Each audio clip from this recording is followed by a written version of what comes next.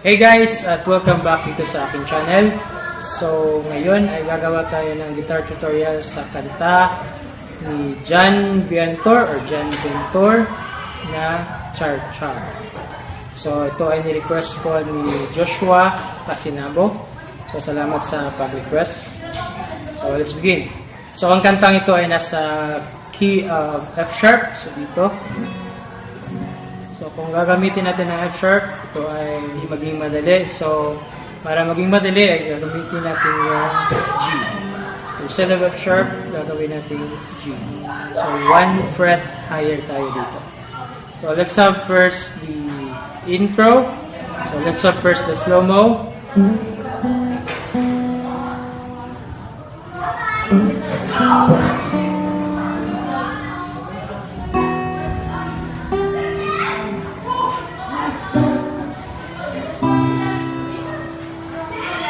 Then let's have the normal speed.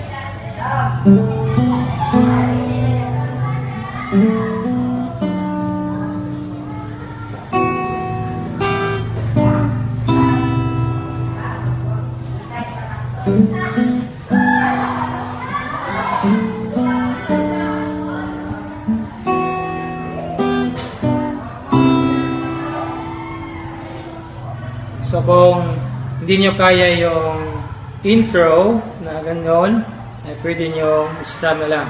So, ang first na chord ay G. Ayan. Then, D. D na chord, pero F sharp ang bass. Then, E minor. Then, B minor.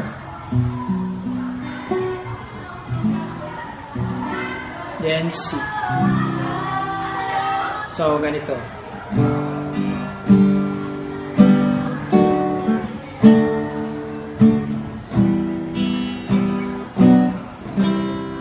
So, sa verse, ang chords na ginamit ay G, then D, F sharp, then E minor, then C.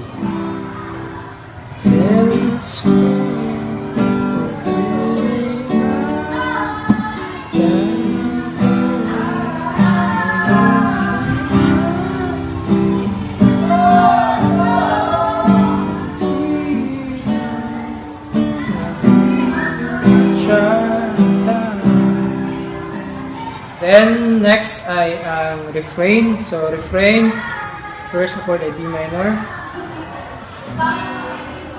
Then, A minor. Then, balik sa B minor. Then, C.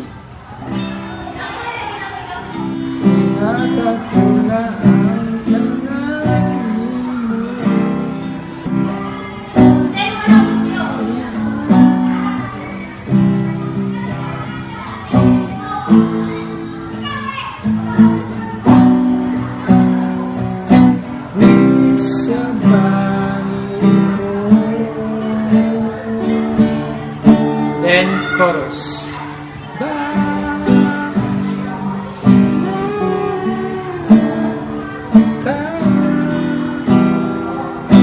C.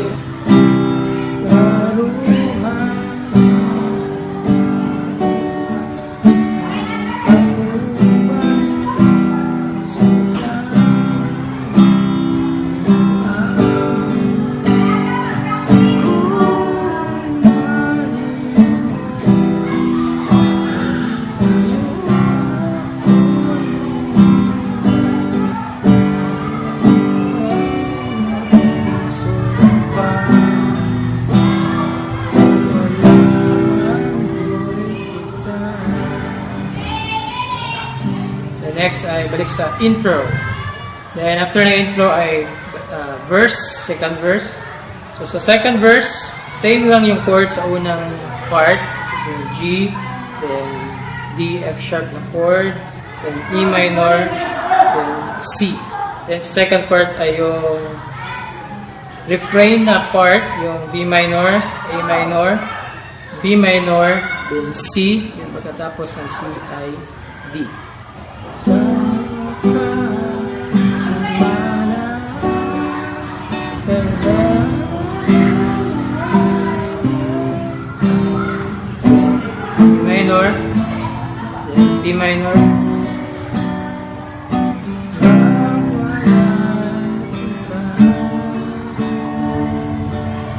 Then balik sa refrain na chords. Yung A minor, B minor, then C. Then sa last part ay D. Then let's have the bridge. So ito yung bridge. E minor, B minor,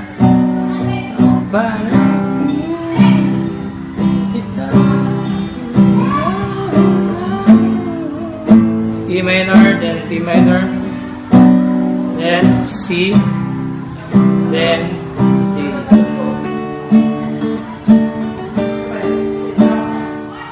Then ad-lib, ang chords nito ay yung chords ng verse. Yung G, yung D, F sharp, E minor, at C. Then after ng ad-lib, balik sa first part ng refrain, yung B minor, A minor, then B minor, then C. Then pagkatapos nito ay chorus, yung wa na ko'y mahimo na part.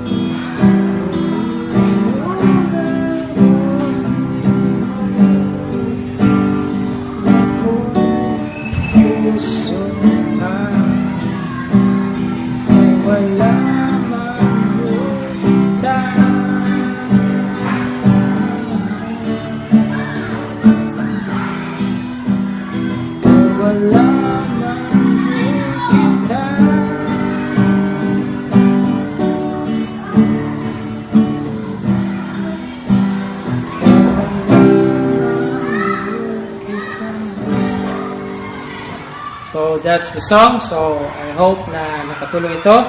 So kung hindi pa kayo nakasubscribe sa aking channel, please subscribe for more videos at guitar tutorial. So thank you for watching and see you on the next tutorial.